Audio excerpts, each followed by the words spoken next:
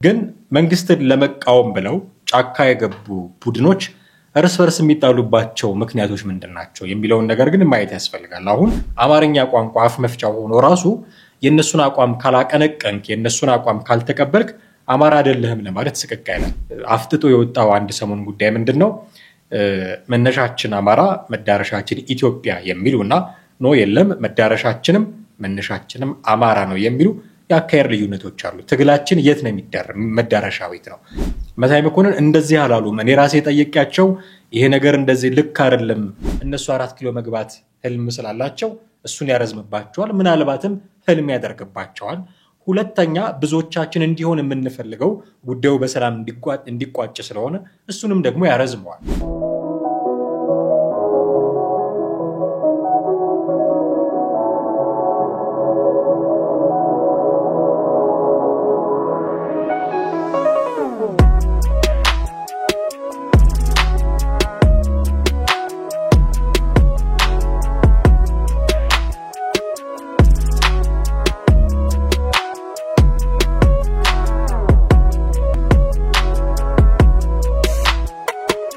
ሰላም እንዴት አላችሁ? ወደ ቤተሰቦቻችን ሐመር ሚዲያን እየተከታተላችሁ ነው። የሐመር እይታ ሰዓታችን ላይ እንገኛለን። በሐመር እይታችን ላይ ከዚህ በፊት ስናደርገው እንደነበረው ዛሬም ለእይታችን መነሻ የሚሆኑ የተለያዩ ቪዲዮዎችን አሰናድተን ይዘንላችሁ ቀርበናል።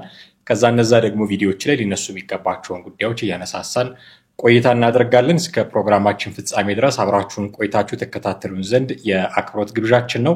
የትኛውም አይነት ሐሳብ አስተያየት ሲኖራችሁ ሐሳቦቻችሁን ወደኛ ያሻግራችሁም ተከታተሉን ዘንድ እንዲሁ በአክብሮት እንጋብዛችኋለን።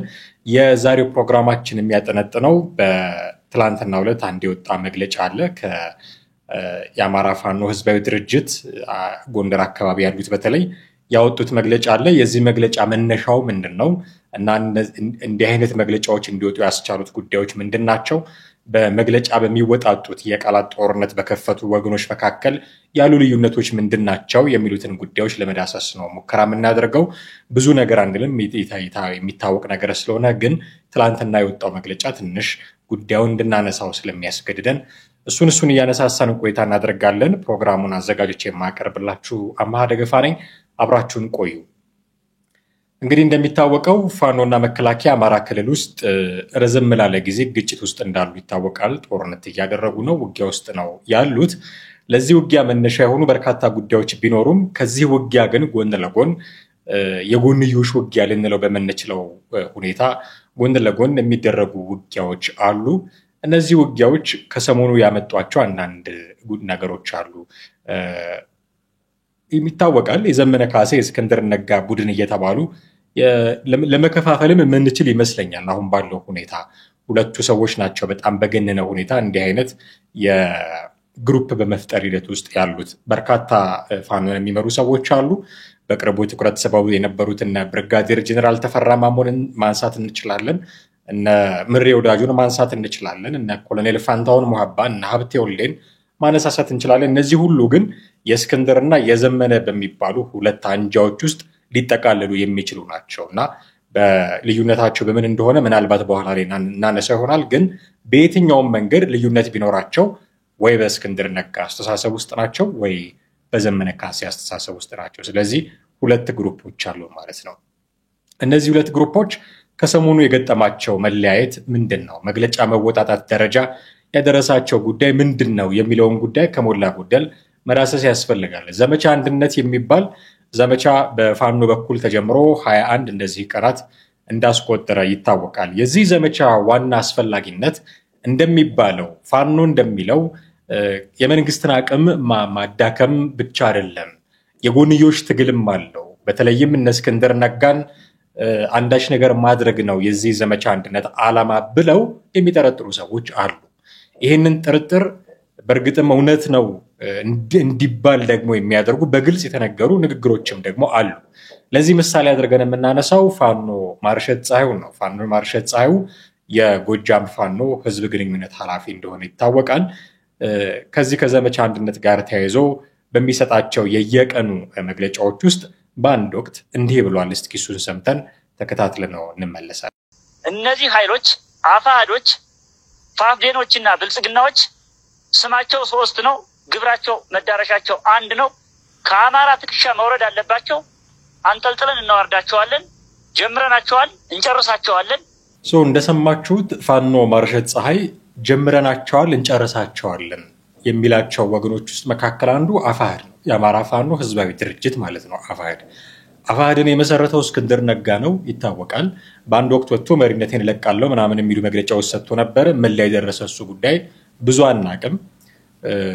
አስተዳደራዊ እርምጃ እንደዚህ የአፋሕድ አመራሮች ተሰብስበን እንደዚህ አይነት ውሳኔ ወሰንን ብሎ ግን አሁንም ድረስ በሱ ቦታ የተተካ ማን እንደሆነ እሱም ከነጭራሹ ይውረድ አይውረድ በእርግጠኝነት የምናውቀው አይደለም። ግን አፋሕድ ማለት የአማራ ፋኖ ህዝባዊ ድርጅት እስክንድር ነጋ የመሰረተው ሊቀመንበር ሆኖ የሚመራው ድርጅት ነው።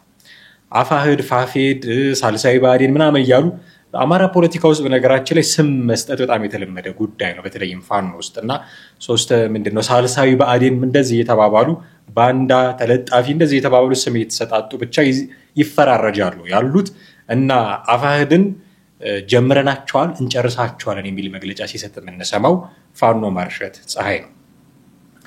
ፋኖ ማርሸት ፀሐይ በዚህ መልኩ በግልጽ ለተናገረው ጉዳይ ነው እንግዲህ ትላንትና የእስክንድር ነጋ ድርጅት መግለጫ የሰጠው። በተለይም ጎንደር አካባቢ ያለው ጥቃት ተሰንዝሮብናል፣ እንዲህ ተደርገናል የሚሉ መግለጫዎች ነው የሰጠው። እስኪ ነገራችንን እንዲያጠነክረልን ይህንን መግለጫ ደግሞ እነ ብሩክ ይባስ አንብበውታል። እሱን ደግሞ ሰምተን እንመለሳለን። ከአማራ ፋኖ ህዝባዊ ድርጅት የተሰጠ አስቸኳይ መግለጫ መጋቢት 30 ቀን 2017 ዓ.ም ጅራፍ ራሱ ገርፎ ራሱ ይጮሃል። የአማራ ህዝብ ከሚደርሱበት ስርዓታዊና መዋቅራዊ ጥቃቶች ራሱን ለመከላከል የትጥቅ ትግል ብቸኛ አማራጭ ሆኖ በመገኘቱ እኛ ልጆቹ በውስን አቅም የጀመርነው ትግል ዛሬ ላይ ድርጅታዊ ቁመና የተላበሰ ወሳኝ የትግል ምዕራፍ ላይ ደርሷል። የአማራ ፋኖ ህዝባዊ ድርጅት አፋሕድ ብቸኛው የአማራ ህዝብ ታጋይ ድርጅት ሆኖ መገኘቱ ላለፉት 50 ዓመታት የአማራ ህዝብ ለህዝብም ሆነ ለዓላማው የጸና መሪና ታጋይ ድርጅት እንዳይኖረው በብዙ አካላት ሲሰራበት የኖረውን የዘመናት ሴራና ሸፍጥ በመብጣጠስ ጭምር አዲስ ታሪክ መስራት ችሏል። ዛሬ ትግላችን ህዝባዊ መሰረቱ የሰፋ በሰው ኃይል፣ በአደረጃጀት፣ በትግል አድማስ፣ በወታደራዊ ቁመና ከአማራ ህልውና አልፎ የኢትዮጵያን አገረ መንግስት የማስቀጠል ቁመና ላይ ደርሷል። በአማራ ትግል ውስጥ ብቻ ሳይሆን አሁን ባለው የኢትዮጵያ ትግል ውስጥ ብቸኛው ባለፍኖተ መርህ የትግል ባለቤትም ነው ድርጅታችን አፋሕድ። በዚህ መራር መስዋዕትነት በሚጠይቅ ትግል ውስጥ ስናልፍ አደረጃጀታችን ሁሉን አቀፍ አሳታፊ ማዕከላዊነቱን የጠበቀ ለማድረግ ረጅም ርቀት ተጉዘን ሰርተንበታል። የአማራ ፋኖ የአንድነት ወደ አንድ ሐቀኛ መሪ ድርጅት ለማምጣት በነበሩ ውጣ ውረዶች ሁሉ ለአማራነት ክብር፣ ለሰማዕታት የትግል አደራ ስንል በርካታ የነገር ቀስቶችን ዝቅ ብለን አሳልፈናል። ከጎንዮሽ የሚወረወሩ ቀስቶችን ህመሙ እየተዘጠዘንን ቢሆን ስለ ታላቁ የአማራ ህዝብ ክብር ብለን ትግሉ ላይ ብቻ ተኩረን ሰርተናል። ሆኖም ግን በየጊዜው የሚወረወሩ የነገር ቀስቶች ወደ ትንኮሳ ብሎም ወደ ጦርነት ተቀይረው ወገን ባልናቸው አካላት የድርጅታችን አፋሕድ ሰራዊትና አመራሮችን የማጥቃት እንቅስቃሴዎች በርትተዋል። አፋሕድ ብቸኛው የአማራ ህዝብ የትግል ድርጅት እንደመሆኑ መጠን ትግሉ አቅጣጫውን እንዳይሰጥ በከፍተኛ ኃላፊነት ስሜት የህልውና ትግሉን በመምራት ላይ በምንገኝበት ሁኔታ በአራቱም ጠቅላይ ግዛቶች በተጠና መንገድ በአመራሮችና በሰራዊቱ ላይ በተደጋጋሚ የማጥቃት እርምጃዎች ተወስደው ቤት ንብረታቸውን ትተው ለህልውና ትግል ብለው የወጡ ንቁ አባልና አመራሮች ህይወት ቀጥፏል።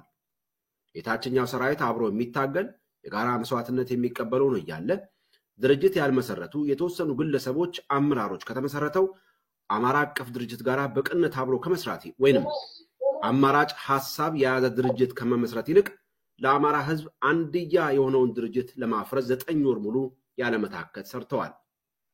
ከዚያም አልፈው የአማራ ጠላት የሆኑ ድርጅቶችን አስቀድመው በአማራ አርበኞች አጥንትና ደም የጎመራውን ትግል አሳልፈው ለመስጠት እየሰሩ መሆናቸውን በአደባባይ ራሳቸው ነግረውናል።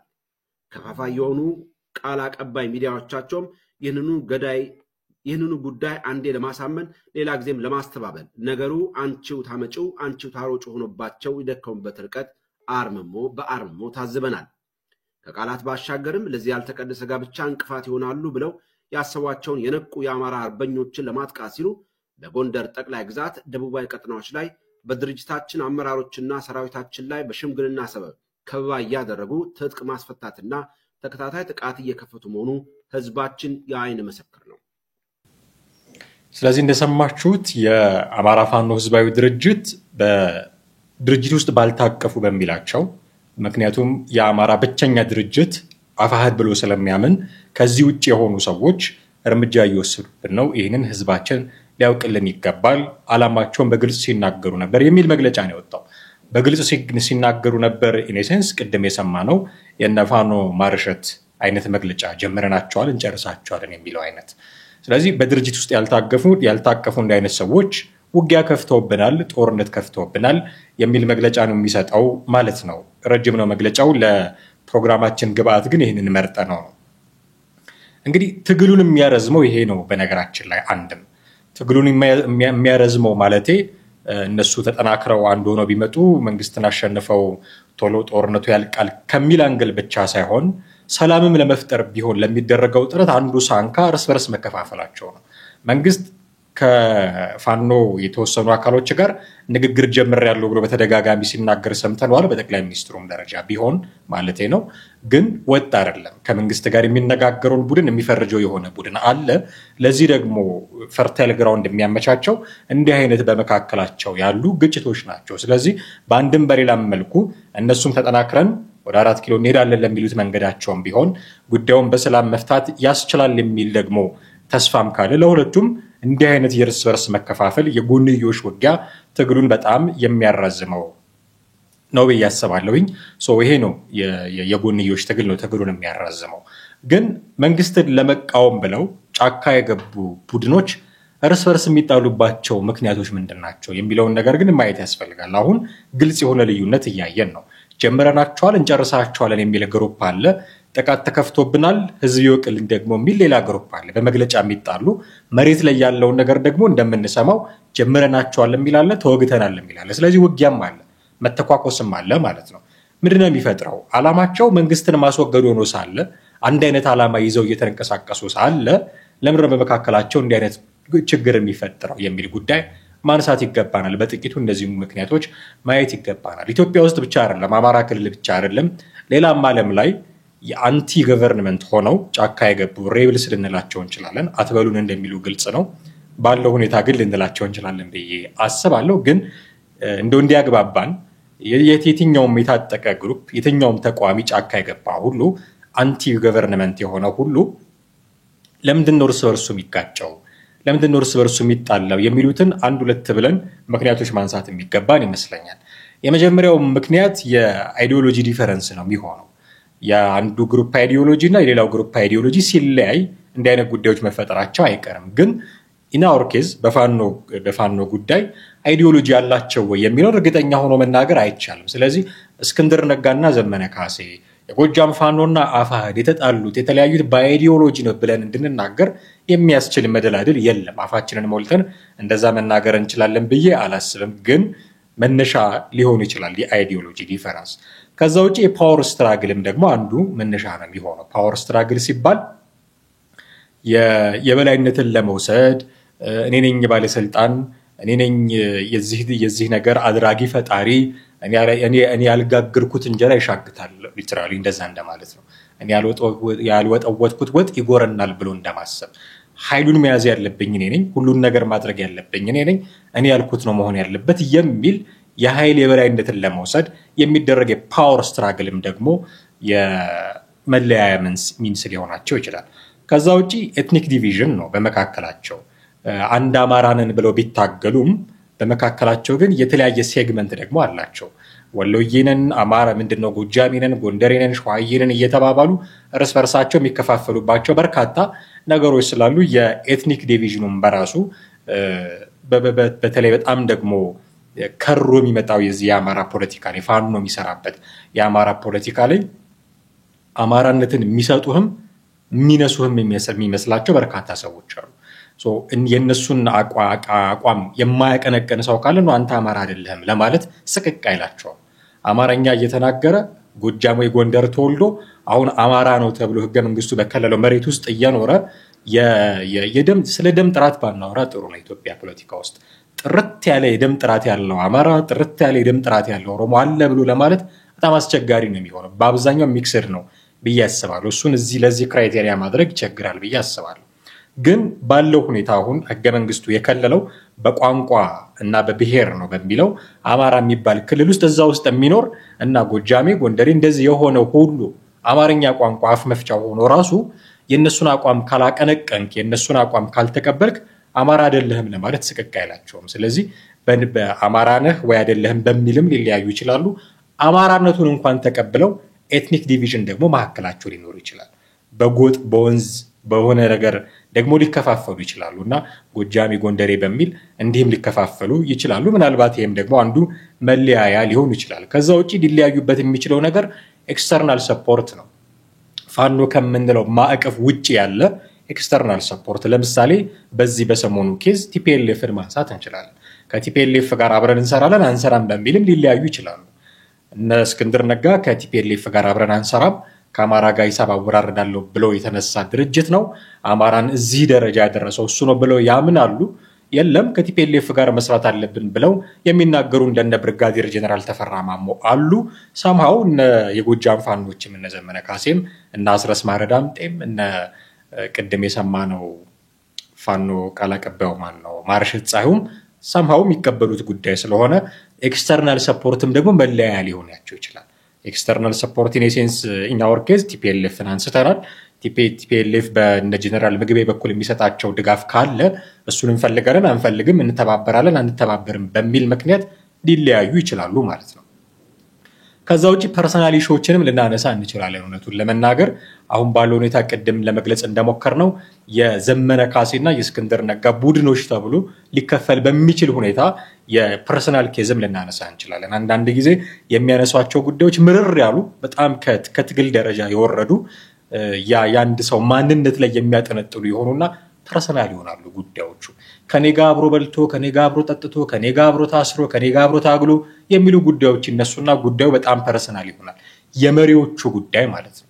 ምናልባት መሬት ታች ያለውን ውጊያ የሚዋጉት ሰዎች አብረው እየተዋጉ ሊሆን ይችላል። ግን መሪዎቹ ጉዳዩን በጣም ፐርሰናላይዝ ያደርጉትና በመካከላቸው የሚገባ እልህ ለመለያየት ምክንያት ሊሆናቸው ይችላል። ስለዚህ እንዲህ ያሉ ፐርሰናል ጉዳዮችም ደግሞ ለመለያያ ምክንያት ሊሆናቸው ይችላል።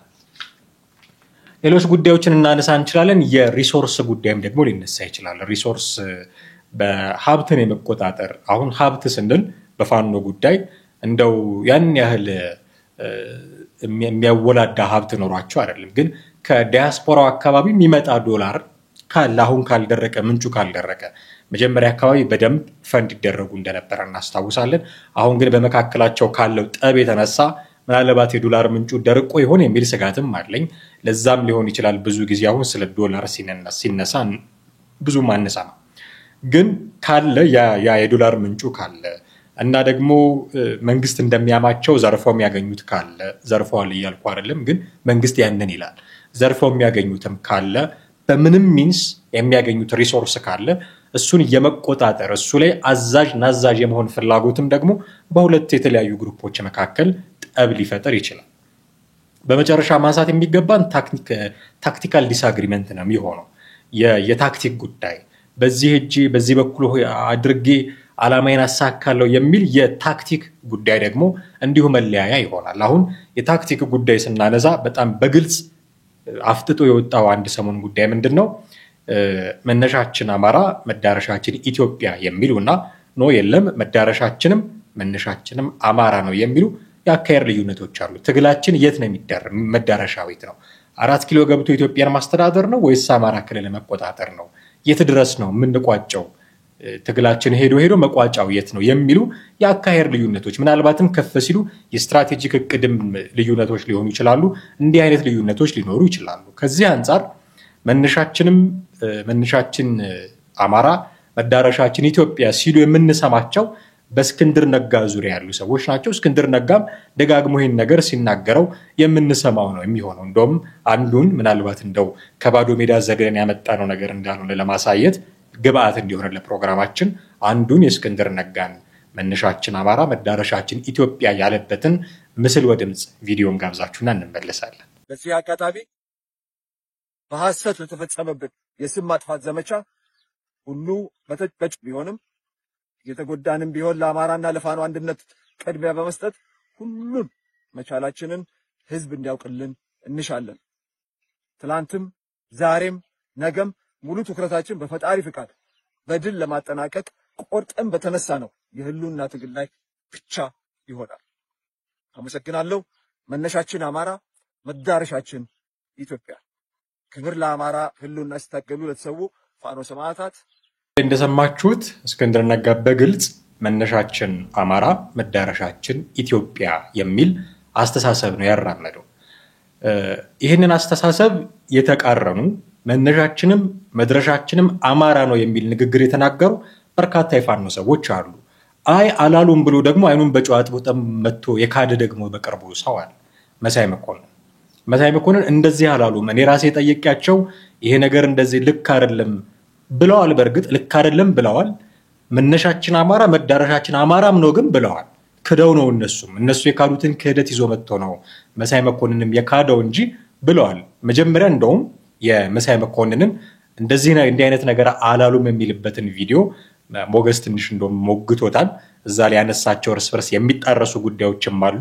ግን እንደዚህ የሚባል ነገር የጎጃም ፋኖ መነሻችን አማራ መዳረሻችን አማራ አላለም፣ እንዲህ አይነት ስትራቴጂ የላቸውም ብሎ የተናገረበትን ደግሞ ቪዲዮ ሰምተን እንመለሳለን። አማራ መዳረሻችንም አማራ ነው። ከሌላው ጋር ሆነን ነው አነጋግረናቸዋል። ለምሳሌ በዚህ የሚወቀሱት የአማራ ፋኖ በጎጃም ናቸው። መነሻችን አማራ መዳረሻችን አማራ የምትሉት ማስረጃ አምጡ ነው የሚሉት። የት ነው ያልነው? የቱ ጋር ነው ያልነው የሚለው በዛ በአማራ ፋኖ በጎጃም ደረጃ የሚገለጽ ቦታ በቃል የሚሆን በጽሁፍ የተቀመጠ ነገር ካለ አምጡ ብለው እኛኑ መልሰው ቻሌንጅ አድርገውናል። እኛ እንደዛ መስሎን ጠይቀናቸው። ስለዚህ አንዳንድ ሰው እኔ ልካለሁ በአንተ ቦታ ሆኜ እኔ ልውሰድ ኃላፊነቱ በአንተ ቦታ ሆኜ ቢያንስ ሶስት ጊዜ የተናገሩበትን እኔ አደርሳቸዋለሁ አላልንም ካሉ ወጥተው መግለጫ በፋኖ የአማራ ፋኖ በጎጃም በእናስረስ የሚመራው በግልጽ ከነ እስክንድር ጋር እንትን ውስጥ በገቡበት ጊዜ ወጥተው ከአንዴም ከሁለቴም ሶስቴ የመነሻችንም ግልጽ ነው መዳረሻችንም ግልጽ ነው፣ እሱም የአማራ ህዝብ ትግል ነው ብሎ ተናግሯል። ፋኖ አስረስ እኔ ሚዲያ ላይ መጥቶ እሱንም ሼር ማድረግ ይችላል፣ በቪዲዮ አለ። እኔ ሚዲያ ላይ ራሱ መጥቶ ይሄ እኮ ምንም አያጨቃጭቅም መነሻችንም መዳረሻችንም የአማራ ህዝብ ጉዳይ ነው ብሎ ተናግሯል በዚሁ ሚዲያ። ስለዚህ የአማራ ፋኖ በጎጃም የተለያየ መልእክቶችን እያስተላለፈ ከሆነ እሱን በቀጣይ የምንፈትሽ ይሆናል። ምክንያቱም አንድ ነገር ማመን ያለብህ እንዲህ አይነት ትግል ህዝብን ሞቢላይዝ ለማድረግ ብሔርተኝነትን መቀስቀስ አንዳንድ ጊዜ እስከተወሰነ ደረጃ ጠቃሚነትም አለው። ምናልባት በዛ ፔሪዱ ያለፈ ይመስለኛል ይሄ ብሔርተኝነትን ቀስቀሰ። ምክንያቱም ሰው ሲቆጣ ነው የሚታገለው፣ የሆነ ነገሩን ስትነካ ነው ለትግል የሚወጣው። ለዛ በሚል ተጠቅሞት ስትራቴጂ ከሆነ በዛን ወቅት አንተም እስከምታናግረው ያንን ስትራቴጂ ተጠቅመው ሊሆን ይችላል፣ አላውቅም። አሁን ግን ባለው አሁን ትግሉ በደረሰበት የእድገት ደረጃ ትግሉ በየጊዜው እድገቱን እየጨመረ ምናልባትም ያልጨመራቸው ነገሮች ካሉ እነሱን እያካተተ እየመጣ ነው። በቁመቱና በመነሻ ምክንያቱ ብቻ አልቀረም፣ እያደገን የመጣው። ስለዚህ በፊት የነበሩት አቋሞችና ስሜቶች አሁን ሊቀየሩ ይችላሉ። ኃላፊነትም አለ፣ ተሰሚነትም ተደማጭነትም እየሰፋ እየጎለበተ ሲመጣ አቋማቸው ሊቀያየር ይችላል። እስከማምነው ድረስ ግን እኛም ገብተን ይህንን ነገር ለማስተካከል በነገራችን ላይ ዝም ብለን አልገባንም። እኔ ብሔርተኝነት እንዳልኩ የትኛውንም ብሔርተኝነት ጽንፍ ሲወጣ አልደግፍም። ግን ይሄ የአማራ ኦልሬዲ ወጥቷል፣ ከጠርሙስ ውስጥ ወጥቶ ሊታገል መሳሪያ አንስቷል። ልትመልሰው ወደ ቤቱ ግባ ልትለው አትችልም። ልታደርግ የምትችለው አብረ ገብተህ ኢትዮጵያን እንዳያጠፋ ለኢትዮጵያ ሌላ አደጋ እንዳይሆን የምትችለውን ነገር እያደረግ እያስተካከልክ አብረ እየሰራ እንጂ ዳር ይዘህ እየጠነቆልክ እየጠቆምክ እናንተ ጽንፈኞች ናችሁ እናንተ የቀድሞ ስራ ልታመጡ ነው እያልክ አይደለም። ገብተህ አብረ እየሰራ ከነሱ ጋር እየተነጋገርክ የምትሰራው ትግል ነው የአማራ ትግል። በትክክልም ውጤት አምጥቷል። አዎ በአሁኑ ሰዓት የአማራ ህዝብ ትግል ለሌላው ስጋት አይደለም። ሄደ ጂንካ ብትጠይቅ ሄደ ምናልባት ሌላው አካባቢ ብትጠይቅ እንዲህ በአደባባይ ላይ ናገር ይችላል። በልቡ ግን መቼ ነው ፋኖ የሚመጣው የሚል ስሜት ተፈጥሮበታል። ምክንያቱም ይህን ስጋት እየቀረፈ መጥቷል። ለሌላው ስጋት እንደማይሆን ይሄ እንደሚባለው አይነት ነገር እንደማይሆን ትግላቸው ከምንም በላይ ማረጋገጫ ሰጥቷል። ስለዚህ ያ ስጋት የለብኝም፣ ያ ፍርሃት የለብኝም። ጥሩ እሱን እንድትመልስ ነው። ጥሩ ገልጻል። ስጋትም ፍርሃትም የለብኝም። ብሔርተኝነት በየትኛው አለበት? የኦሮሞ ብሔርተኝነት መጎልበት አለበት፣ የትግራይ ብሔርተኝነት መጎልበት አለበት። ግን ኢትዮጵያዊነትን ማጥፋት የለበት። እንዴት ሁለት ብሔርተኝነት ኮምፒቲንግ ናሽናሊዝም አብሮ ሊሄድ ይችላል? ቤዚካሊ አብሮ ሊሄድ አይችልም። ኖርማሊ በኢትዮጵያ ብሔርተኝነት ውስጥ ነው ኦሮሞ ብሔርተኝነት የምታገኘው። አንዱ ተመጋጋቢ እንጂ አንዱ መኖር አይችልም ነው እኮ። አሁን የጽንሰ ሀሳብ ጉዳይ ነው። በጽንሰ ሀሳብ ደረጃ እኔ እናንተ ኢትዮጵያ ብሔርተኝነትን ብንፈልግ ኢትዮጵያ ብሔርተኝነት እንዳይነካ ከፈለግን አጥሩን እንጦጦ አካባቢ እየደረሰ እየገጭ አይደለም ብሔርተኝነቱ የሚመለሰው። ብሔርተኝነትና ኢትዮጵያ ብሔርተኝነትን ጎን ስታደርገው የጎንዮሹ 3ም 10ም ሊሆን ይችላል፣ እንደየብሔሩ 80ም ሊሆን ይችላል። ሁለቱ አንዱ እየጠነከረ ሲሄድ ሌላውን እየበላው ነው የሚሄደው። ይሄ ተፈጥሯዊ ነው። እኔ እናንተ ስላለን አይደለም እዚህ ቤት። ስለዚህ ኢትዮጵያን እስካልነካ ልንል አንችልም። ሁለት ብሔርተኝነት አንድ ቤት ውስጥ ሊኖር አይችልም። ኢትዮጵያዊነት የሚጋጭ አሁን እዚህ ላይ አንዱ ሁለት ጉዳዮችን ማንሳት ይኖርብናል ብዬ አስባለሁ። መጀመሪያ የጎጃም ፋኖ እንደዚህ አይነት አቋም የለውም ብሎ እነ እስክንድር ነጋ መነሻችን አማራ መዳረሻችን ኢትዮጵያ ላሉት ካውንተር ሆኖ የመጣ መነሻችንም መዳረሻችንም አማራ ነው የሚል አካሄድ የላቸውም ብሎ መጀመሪያ ካደ። አይ ማሳያዎች አሉ እኔም ጋር መተው እንዲህ ተናግረዋል። ምናልባት ወደ በኋላ አንድ ቪዲዮ ጋብዛችኋለሁ። ግልጽ ማሳያ ነው እሱ መነሻችን አማራ መዳረሻችን አማራ ያሉበትን። ግን እሱን ካደና ማሳያዎች አሉ 2-3 ቪዲዮዎች አሉ እሱ ልልክልህ እችላለሁ ካለው በኋላ የሄደበት መንገድ እጥፋት ማለት እንችላለን። በጣም የሚያስገርም ነው። እንደዚህ ብለው ከሆነ የጎጃም ፋኖ ሁለት የተለያየ አይነት ነገር እየተናገረ ከሆነ እሱን እናየዋለን። ግን አለ ህዝቡን ለመቀስቀስ እየተጠቀመበትም ሊሆን ይችላል የሚል አንደርስታንዲንግ ደግሞ አለው። ኦኬ ይሄ ህዝቡን ለመቀስቀስ እየተጠቀሙበት ነው የሚለው ኤክስኪውዝ ለፋኖ ብቻ ነው የሚሰራው? አሁን እንዲህ አይነት እርስ በርስ የሚጣረስ አቋም ላይ የደረሰው መንግስት ቢሆን ኖሮ እንዴት ነበር የሚያደርጉት? እነ መሳይ መኮንን ቁም ስቅሉን አልነበረም ወይ የሚያበሉት? ፋኖ ላይ ሲሆን ለምንድን ነው አንደበታቸው የሚታሰረው? የተለያየ እኮ ነው፣ በጣም ግልጽ የተለያየ ነው። ሁለት አይነት የተለያየ ቃል አውጥተው ተናግረዋል። ይሄ እርስ በርስ የሚጣረስ ቃል ተናግረው ሲገኙ ለምን እንዴት ላላችሁ ግልጽ አቋማችሁ ልትነግሩን አይገባም ወይ ብሎ መቆጣት እኮ ነበረባቸው። ግን ያንን አላደረጉትም። ይሄንን ስህተት የተሳሳተው መንግስት ቢሆን ኖሮ ግን ይዘምቱበት የነበረው የዘመቻ መጠን ምናልባት አሁን ፋኖ ዘመቻ አንድነት የሚል ዘመቻ ነው ያለው። ዘመቻ ሚዲያ የሚባል ከፍተው ምናልባት ሊዘምቱበት ይችሉ ነበር ብዬም አስባለሁ። ከዛ ግን ራሱን እንደ ኢትዮጵያዊ ብሔርተኝነት ይቆጥርና የአማራ ብሔርተኝነትም የኦሮሞ ብሔርተኝነትም የሌላውን ብሔርተኝነትም ማቆጥቆጥ አለበት ብሎ ደግሞ ይናገራል። አሁን ኢትዮጵያኒስትም ሆነህ የሆነ አማራ ናሽናሊስትም ሆነህ እንዴት ትችለዋለህ? አንድ ሀገር ላይ አንድ ጠረጴዛ ላይ ህብረ ብሔራዊነትንም ንዑስ ብሔርነትንም እዛው አንድ ጠረጴዛ ላይ እኩል ቁጭ አድርገን ኢንተርቴል ልናደርጋቸው አንችልም። ባይ ኔቸር ሁለቱ የተለያዩ አስተሳሰቦች ናቸው። ምናልባት ኢትዮጵያ የምትባል ትልቅ ጥላ ውስጥ አማራም ኦሮሞም ትግራይም ጉራጌም ይኖራሉ ብለህ እነሱን የሚያቅፍ አገራዊ ብሔርተኝነት ልትከተል ትችላለህ። ከነጭራሹ ግን በአካሄድ የሚለያዩትን ሁላችንም እኩል ኢትዮጵያውያን ነን፣ የሚያስፈልገን ብሔር ላይ የተመሰረተ ፖለቲካ ሳይሆን ሲቲዝን ቤዝድ ፖለቲክስ ነው የሚያስፈልገን፣ የዜግነት ፖለቲካ ነው የሚያስፈልገን ብሎ የሚያመን አስተሳሰብ ኢትዮጵያዊ ብሔርተኝነትን የለም ፖለቲካችን መሆን ያለበት በቋንቋ በብሔር በዘር በጎጥ ነው ብሎ ከሚያምን ብሔር ጋር እኩል እንዴት አንድ ጠረጴዛ ላይ ልታስቀምጠው ትችላለህ? አንዱ ለአንዱ አንቲ ነው እኮ። ኢትዮጵያ የምትባል ሀገር ቅኝ ገዝታኛለች ብሎ የሚያምን ብሔርተኛ ያለበት ሀገር ውስጥ እየኖርን እኩል እንዴት አንድ ላይ ኢንተርቴል እናደርጋቸው እንችላለን? አይሆንም። ይሄ የአቋም መጣረስ ነው። ምናልባት አንዳንድ ጊዜ የክላሪቲ ኦፍ ቶት ችግር ነው፣ የሀሳብ ጥራት ማነስ ነው የሚሆነው። ወይ አውቀው ገብተውበት ነው ወይ ደግሞ በያዙት አቋም ላይ የሀሳብ ጥራት የላቸውም ማለት ነው እንጂ ኢትዮጵያዊም ሆኜ ኢትዮጵያዊ ብሔርተኛም ሆኜ የአማራ ብሔርተኛም ሆኜ ሁለት ቦታ እየረገጥኩኝ እሄዳለሁ ማለት አይቻልም። አንዱን ነው ልትመርጥ የምትችለው። ኢትዮጵያዊ ነኝ፣ እቺ ኢትዮጵያ ግን ሁሉንም እኩል የምታስተናግድ ነች። ስለዚህ አማራነቴ ከኢትዮጵያዊነቴ አይጣላብኝም፣ አንድ ነገር ነው። ግን ፖለቲካዬን የመሰረትኩት ብሔርተኝነት ላይ ነው፣ ለዛም ደግሞ ነፍጥ አንግቤ ጫካ ገብቻለሁ ካልክ በኋላ ይሄን ብለህ ስታበቃ አይ ኢትዮጵያዊነቴ ለምንም ብትል እንደሚባሉት ፌክ ኢትዮጵያኒስት ናቸው ማለት ነው። አልወደውም ይሄንን ቃል ፌክ ኢትዮጵያኒስት የሚለውን፣ ለመፈራረጅ ነው የሚሆነው። ግን እንደሚባሉትም ሆኖ እየተገኙ ነው ማለት ነው። ስለዚህ ኢትዮጵያዊ ነኝ ካልክ ኢትዮጵያዊ ነህ፣ ኢትዮጵያዊ ብሔርተኛ ነኝ ካልክ ኢትዮጵያዊ ብሔርተኛ ነህ። አይ የለም ንዑስ ብሔርተኛ ነኝ ብለህ ደግሞ ከመረጥክ ወይ ኦሮሞ ነህ ወይ አማራ ነህ ወይ ትግሬ ነህ ወይ ሌላ ብሔር ነህ። አሁን ሁለቱ እንዳይጣሉ ማድረግ ይቻላል፣ እንዳይጣሉ ማድረግ። ምክንያቱም ኢትዮጵያ በምትባል ትልቅ ጥላ ውስጥ አሉ እነዚህ ብሔሮች፣ የእነሱን መብት አክብሮ። ከዚህ በመለስ ግን ኢትዮጵያዊ ብሔርተኛም ነኝ ንዑስ ብሔርተኛም ነኝ ብለህ ሁለቱን አንድ ላይ አቻችዬ እሄዳለሁ ብትል ቅድም እንዳልነው የሀሳብ ጥራት ችግር እንዳለብህ ነው የሚያሳየው። የሆነ ሆኖ ግን አይ እንደዚህ ያለ የለም መነሻችን አማራ መዳረሻችን አማራ ያለ የለም ሲል ነበረ መሳይ መኮንን። አይ አሉ ብሎ ደግሞ ሞገስ ሲከራከረው ነበረ። ካሉት መካከል አንዱ ይሄ ነው። እሱን ሰምተን እንመለስ። ደርጎ የሚታይ እስክንድር ነጋንና አርበኛ ዘመነ ካሴን ማነጻጸር ክርስቶስንና በርባንን እንደማነጻጸር ነው የሚቆጠረው። እደግመዋለሁ። አርበኛ ዘመነ ካሴንና እስክንድር ነጋን ማነጻጸር በአማራ ትግል ውስጥ ክርስቶስንና በርባንን እንደማነጻጸር ይቆጠራል።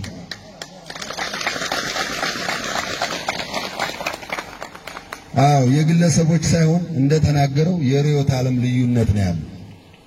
ርዕዮተ ዓለማችን ነገርኳችሁ፣ መነሻው መድረሻው ቁልፉ መስሪያ ክልላችን የመስሪያ ክልላችን ቁልፋችን የአማራ ፋኖ ትግል በቀዳሚነት የአማራን ህዝብ ህልውና ማረጋገጥ ነው ዓላማ፣ ሌላ ዓላማ የለውም። ስለዚህ መነሻዬ ኢትዮጵያ መድረሻዬ ምናምን ቅብርጥሴ ምናምን የሚባል ነገር አይሰራም። በዚህ ትውልድ መነሻችን አማራ ነው፣ መድረሻችን አማራ ነው። ይሄን ያለው እስክንድር ነጋ አይደለም። እስክንድር ነጋ መነሻችን አማራ መዳረሻችን ኢትዮጵያ ነው ያለው። ቃል በቃል ይሄ ሰው ያለው መነሻችን ኢትዮጵያ እንደዚህ ቢባል አንፈልግም፣ መነሻችን አማራ መዳረሻችን አማራ። ይሄንን ነው መሳይ መኮንን የካደው። በነገራችን አላሉም ከነጨራሹ ብሎ ኦኬ ብለዋል። ይሄው ግልጽ ጉዳይ ነው፣ አሳይተናል ብለዋል። ከዚህ በኋላ ግን አቋማቸውን በተወሰነ መልኩ እየቀየሩ መጥተዋል። በተወሰነ ደረጃ የእስክንድር እሳቤ እያሸነፋቸው የመጣ ይመስላል። ራሳቸውን በአማራ ብቻ ማጠር አልፈለጉም። ለዛ ነው እየመጣን ነው የሚለው ትርክት ተከትሎ የመጣው። እየመጣን ነው 4 ኪሎ እንገባለን እያሉ እኮ መምጣት የጀመሩት ከዛ በኋላ ነው። መነሻቸውም መዳረሻቸውም አማራማ ቢሆን ከዛው ከአማራ ክልል አይወጡም ነበር። ግን ሲያስቡት መዳረሻችን መሆን ያለበት 4 ኪሎ ነው። ሰው አላልንም መነሻችን አማራ መዳረሻ። እንደውም በዘመቻ መልክ በሚመስል ሁኔታ ብዙዎች መነሻችን አማራ መዳረሻችን ኢትዮጵያ እያሉ ወደ መናገር ሁሉ ደርሰው ነበር። ቀንጠብጨብ አድርገን እንደውም ያዘጋጀነዋል። እሱን ጋብዣችሁ ልመለስ። የፋኖ መዳረሻው ኢትዮጵያ ናት። የፋኖ ዋንጫችን ኢትዮጵያ ናት። መነሻችን አማራነት ቢሆንም ታላቂቱ ኢትዮጵያን አናስደፍራ። መነሻችን አማራ መድረሻችን ኢትዮጵያ። መነሻችንን ታላቁ አማራን የአማራን ህዝብ አድርገን የአጤ ምኒልክ ዙፋንን አያቶቻችን አባቶቻችን የገነቧት ታላቋ ኢትዮጵያን ከሌሎች ወንድሞቻችን ጋር ሆነን ተቆጣጥረን ራሳችንን ማስተዳደርና መምራት ስንችል ያኔ ሁላችንም ገበሬው መነሻችን አማራ መድረሻችን አማራ የሚባል የፖለቲካ ፍልስፍና አንከተልም። በእኛ በኩል ተናግረነውም አናውቅም፣ ጽፈነውም አናውቅም። በዛ ደረጃ መጨበጫ የሌለው ፍልስፍናም አንከተልም። አው ቅድም መነሻችን አማራ መድረሻችን አማራ ያለውን ሰው አሰምቻችኋለሁ ብለን አናውቅም ወደ ማለት ግን አድገዋል። ቀድሞም የሰማናቸው ሰዎች አገር ውስጥም ውጭም ያሉ በእስክንድርም ጎራ ይሁን በዘመነ ካሴ ጎራም ያሉት ይሁን መነሻችን አማራ መዳረሻችን ኢትዮጵያ ወደ ማለት አድገዋል። ሰብሃው የእስክንድር ነጋ እሳቤ በእሳቤ ደረጃ አሸንፏል ማለት እንችላለን። እየቆየ ግን ደግሞ ለወጥ ወዳለ መልኩን ለወጥ ወዳለ ነገር ደግሞ ሲሄድ አስተውለናል። አማራ ሲያሸንፍ ኢትዮጵያ ነች የምታሸንፈው ወደሚል ደግሞ ትርክት ያደገም ይመስላል። ይሄንን የጎጃም ፋኖ እንደዚህ ብሎ አያቅም ብሎ ደግሞ ነገ ጧት መሳይ መኮንን መጥቶ እንዳይክድ ራሱ ዘመነ ካሴ ያለውን ደግሞ ተከታትለን እንመለሳለን። አማራ ሲያሸንፍ አውቶማቲካሊ ኢትዮጵያ ናት የምታሸንፈው። አማራ ሲያሸንፍ በእርግጠኝነት መነግራችሁ ጉራጌ ያሸንፋል፣ ወላይታ ያሸንፋል፣ ኦሮሞ ያሸንፋል፣ ትግሬ ያሸንፋል። ሁሉም ኢትዮጵያ ውስጥ ያለህትና ወንድም ያሸንፋል። ይህ ትግል ፍትሃዊ ስለሆነ፣ ይህ ትግል አሸንፎ ሌሎችን የመዋጥ ሳይሆን እኩል የማሸነፍ ትግል ስለሆነ አማራ ሲያሸንፍ ሌሎችም እንዲያሸንፉ ያቀደ ያለመ በጎ ዓላማ የተቀደሰ ዓላማ ያለው ትግል ስለሆነ አማራ ሲያሸንፍ አውቶማቲካሊ ኢትዮጵያ ታሸንፋለች ወደሚል ደግሞ ሺፍት አድርጓል ትርክቱ። አሁን ይሄ አላሉም ብለዋል በሚል በሚከራከር ደረጃ አይደለም። የጎጃም ፋኖ መሪ ራሱ ዘመነ ካሴ የተናገረው ንግግር ስለሆነ ይሄ ራሱ መታበያ ያለው በነገራችን ላይ እኛ ካላሸነፈን እናንተ ምንም አታመጡም የሚል መታበያ ያለው ውስጡ። አማራ ሲያሸንፍ ነው ኦሮሞ የሚያሸንፈው፣ አማራ ሲያሸንፍ ነው ጉራጌ የሚያሸንፈው ማለት አብረን ስንሰራ እናሸንፋለን ማለት አይደለም። እኛ ካላሸነፈን እናንተ ምንም አታመጡም ማለት ነው። ይሄ ውስጡ መታበይ ያለው ውስጡ እኛ ብቻ ነን። አሁን ምንድነው ህወሓት መራሹን ኢህአዴግ ብዙዎች ሲቃወሙበት ከነበረው ጉዳይ መካከል አንዱ ምንድነው ለህዝቡ እኔ ነኝ የማቀላችሁ ይላል። ስለ መሬት ፖሊሲ ሲናገር መቃብሬ ላይ ካልሆነ የመሬት ፖሊሲን አልቀይርም ይላል። ለገበሬው አንተ ነው የምታቀለት። እጁ ላይ ሚሊዮን ገንዘብ ይዞ ሸጦ እንዳይቀየር እንዴት አትሽትለዋለህ? እንዴት አንተ ታቀለታለህ? የሚል አመክንዮ እያነሱ የሚቃወሙት ሰዎች ነበሩ።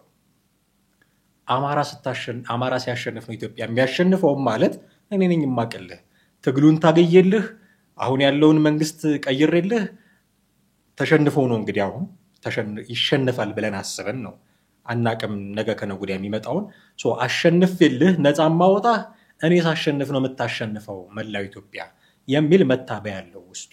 የሆነ ሆኖ መነሻችን አማራ መዳረሻችን አማራ ከሚል ትርክት ተላቆ መነሻችን አማራ መዳረሻችን ኢትዮጵያ በሚል ሀዲር ተሳፍሮ አሁን አማራ ሲያሸንፍ ነው ኢትዮጵያ የምታሸንፈው የሚል ትርክት ላይ ተደርሰዋል ማለት ነው። ስለዚህ መነሻችን ምን ነበረ? ጠብ አለ በሁለት ቡድኖች መካከል። ዘመነ ካሴ በሚሰበስባቸውና እስክንድር ነጋ በሚሰበስባቸው ቡድኖች መካከል ጠብ አለ። ለዚህ ጠብ መነሻው ምንድነው የሚሉ በርካታ ጉዳዮችን እየዘረዘርን መተን ምናልባት ያካሄድ የታክቲክ ወይ የስትራቴጂ እቅድ ልዩነት ሊኖራቸው ይችላል የሚለው ላይ ስንደርስ ነው አካሄዳቸው መነሻችን እዚህ መዳረሻችን እዚህ የሚል ነገር ተፈጥሯል እያልን እየዳሰሰን የመጣ ነው። ስለዚህ በእርግጥም ልዩነት አለ። ልዩነታቸው የታክቲክ ልዩነታቸው ስትራቴጂ ሊሆን ይችላል። ቀደም ሲል እንደሰማነው ደግሞ እኔ አይዲዮሎጂ አላቸው ብዬ አላምንም፣ ግን በአይዲዮሎጂ ጭምር ነው የምንለያየው በግለሰብ ደረጃ አይደለም የሚል ንግግር ቃል በቃል ሲናገሩ ሰምተናል። ቅድም ለማለት እንደሞከርኩት እንዲህ አይነቱ ልዩነት ነው ትግሉን አንጀት የሆነ ትግል የሚያደርገው የሶስተኛ ክፍል ስፖርት የሚያደርገው። የሶስተኛ ክፍል ስፖርት የሚባል ነገር አለ። እዛው ቁጭ በቆምክበት ዱብ ዱብ ትላለህ፣ ይደክመሃል፣ ላብህ ይንጠባጠባል፣ ጭንቅላትህ በሙሉ ላበላብ ነው የሚሆነው፣ ልብስህ በላብ ይርሳል፣ ግን የትም አትሄድም። እዛው ነው ዱብ ዱብ እያልክ ያለው። የሶስተኛ ክፍል ስፖርት እሱ ነው። የአማራ ትግል የሶስተኛ ክፍል ስፖርት እንዲሆን ያደረገው እንዲህ አይነት የጎንዮሽ ትግል ነው። እንታገላለን ብለው ነፍጥ አንገበው ጫካ የገቡት ከመንግስት ጋር ሊታገሉ ሲታገሉ የተገኙት ግን እርስ በርስ እና ትግሉን ያረዝመዋል። አንደኛ እነሱ 4 ኪሎ መግባት ህልም ስላላቸው እሱን ያረዝምባቸዋል፣ ምናልባትም ህልም ያደርግባቸዋል።